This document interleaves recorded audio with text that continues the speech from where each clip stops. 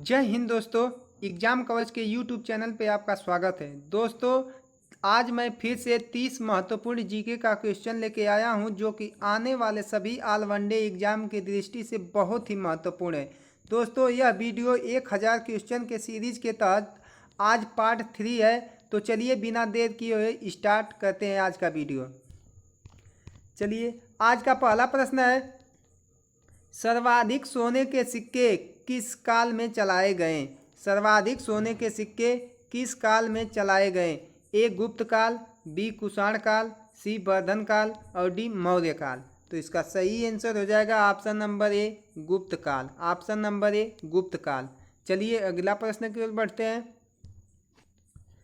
दूसरा प्रश्न है, निम्न में से किस मुगल शासक ने न्याय की जंजीर लगवाई थी? A Akbar, B Jahangir, C Shahjahan और डी औरंगजेब। तो इसका सही आंसर हो जाएगा option number B Jahangir. Option number B Jahangir. चलिए अगला प्रश्न की ओर बढ़ते हैं। तीसरा प्रश्न है, हर्षवर्धन के राजकवि कौन थे? ए भानी, बी रवि कीर्ति, सी बाणभट्ट और डी विष्णु शर्मा। तो इसका सही आंसर हो जाएगा option number C Banabhatta. Option number C Banabhatta. चलिए अगला प्रश्न की ओर बढ़ते हैं। चौथा प्रश्न है, दोहावली, कवितावली, विनय पत्रिका जैसी भक्ति रचनाएं किस भक्ति संत की हैं? A Kabirdas, B Tulsidas, C Surdas और डी रैदास। तो इसका सही आंसर हो जाएगा option number B Tulsidas. Option number B Tulsidas. चलिए अगला प्रश्न की ओर बढ़ते हैं। पांचवा प्रश्न है, अद्वैतवाद मत का प्रवर्तक किसने किया था? अद्वैतवाद मत का प्रवर्तक किसने किया था? ए शंकराचार्य, बी कबीर, सी चैतन्य और डी निम्बिकाचार्य। तो इसका सही आंसर हो जाएगा ऑप्शन नंबर ए शंकराचार्य। ऑप्शन नंबर ए शंकराचार्य। चलिए अगला प्रश्न की ओर बढ़ते हैं।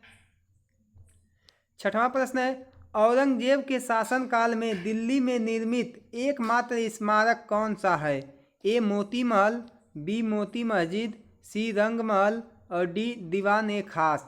तो इसका सही आंसर हो जाएगा option number B Moti Masjid. Option number B Moti Masjid.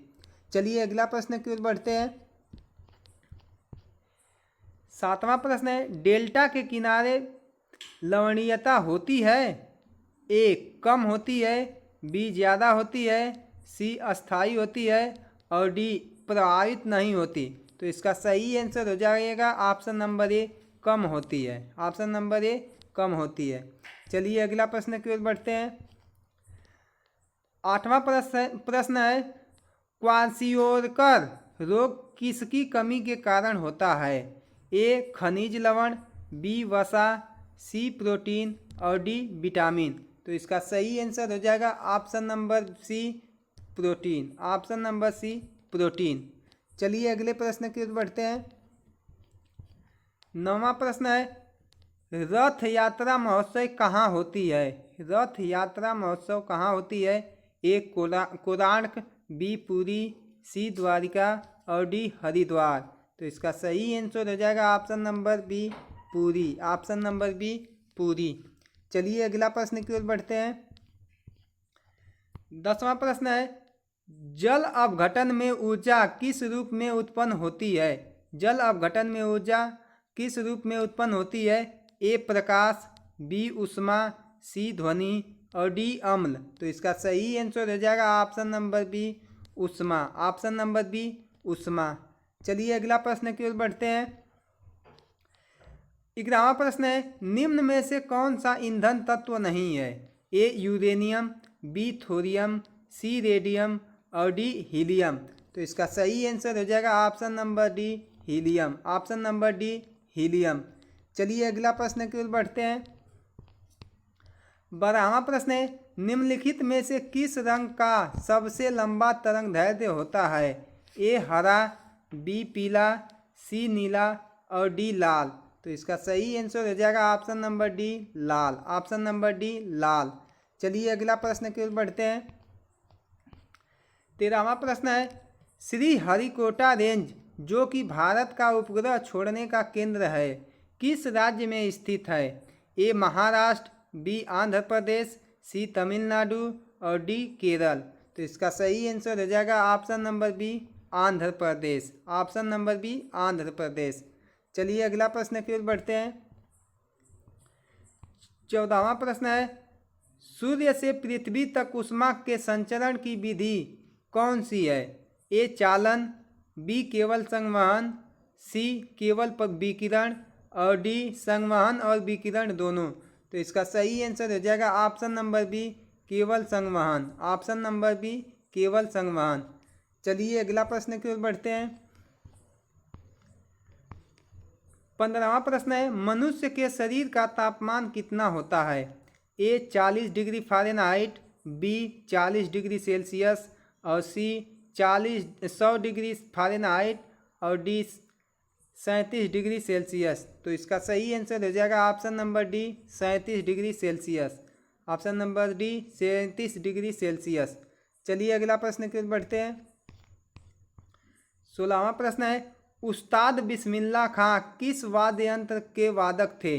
ए तबला, बी शहनाई, सी हारमोनियम और डी बांसुरी। तो इसका सही आंसर हो जाएगा ऑप्शन नंबर बी शहनाई। ऑप्शन नंबर बी शहनाई। चलिए अगला प्रश्न की ओर बढ़ते हैं।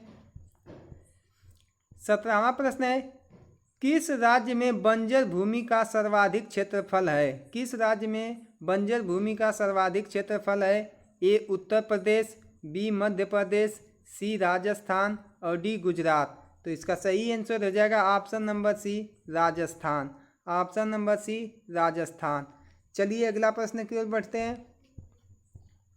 18वां प्रश्न है, विटामिन ई का महत्वपूर्ण स्रोत निम्नलिखित में से कौन सा है?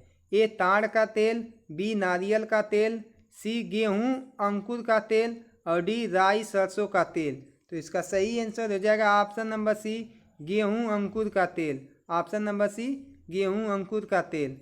चलिए अगला प्रश्न की ओर बढ़ते हैं।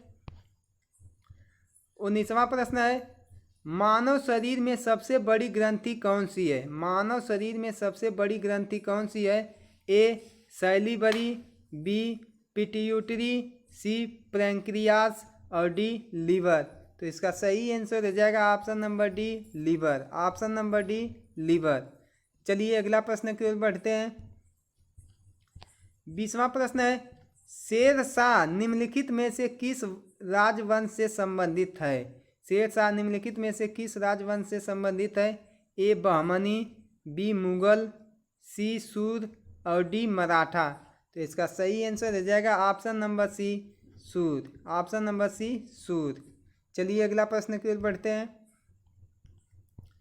21वां प्रश्न है, राष्ट्रीय ध्वज का डिजाइन निम्न में से किसके द्वारा तैयार किया गया था?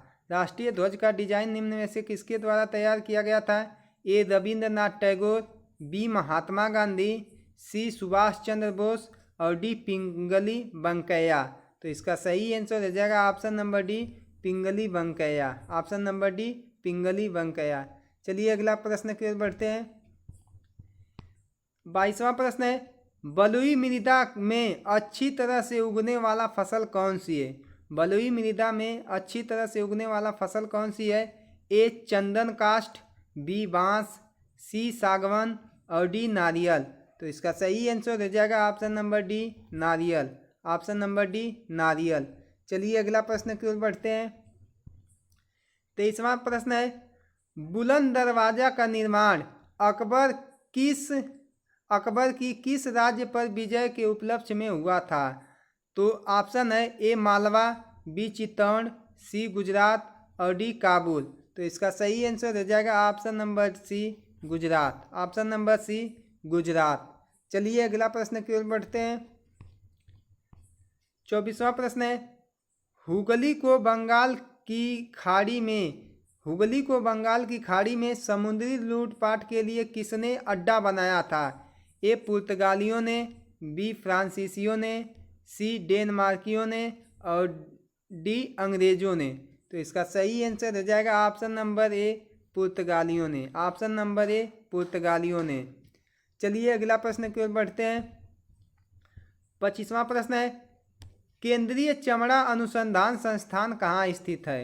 ए राजमुंद्री, बी चेन्नई, सी नई दिल्ली और डी बेंगलुरु। तो इसका सही आंसर हो जाएगा option number B Chennai. Option number B Chennai. चलिए अगला प्रश्न की ओर बढ़ते हैं। 26वां प्रश्न है, भारत का प्रथम परमाणु रिएक्टर कौन था? भारत का प्रथम परमाणु रिएक्टर कौन था? A Apsara, B Kaveri, C Vikrant और डी अग्नि। तो इसका सही आंसर हो जाएगा option number A Apsara. Option number A Apsara. चलिए अगला प्रश्न की ओर बढ़ते हैं। 27वां प्रश्न है, देश में पहली बार दूरदर्शन में रंगीन कार्यक्रम का प्रसारण कब हुआ था? ए 12 अगस्त 1982, बी 25 जुलाई 1982, सी 15 अगस्त 1982 और डी 16 अगस्त 1983। तो इसका सही आंसर हो जाएगा ऑप्शन नंबर सी 15 अगस्त 1982। 15 अगस्त 1982। चलिए अगला प्रश्न की ओर बढ़ते हैं। 28वां प्रश्न है, 1191 ईस्वी में तराइन का प्रथम युद्ध किसके किसके बीच हुआ था? ए पृथ्वीराज और गौरी के बीच, बी जयचंद और गौरी के बीच, सी पृथ्वीराज और कुतुबुद्दीन ऐबक के बीच और डी इनमें से कोई नहीं।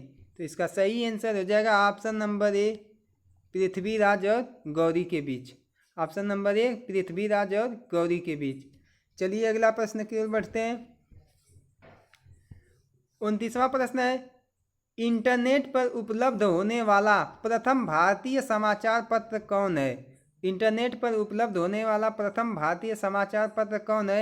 ए दैनिक जागरण, बी बंगाल गजट, सी अमर उजाला और डी द हिंदू। तो इसका सही आंसर हो जाएगा option number D the Hindu. Option number D the Hindu. चलिए दोस्तों, आज का 30वां प्रश्न और आखिरी प्रश्न की ओर बढ़ते हैं। आज का लास्ट प्रश्न है, इंटीग्रेटेड सर्किट चिप पर किसकी परत चढ़ी होती है? ए फास्फोरस, बी सिलिकॉन और डी ब्रोमीन और डी क्लोरीन। तो इसका सही आंसर हो जाएगा option number B silicon. Option number B silicon. तो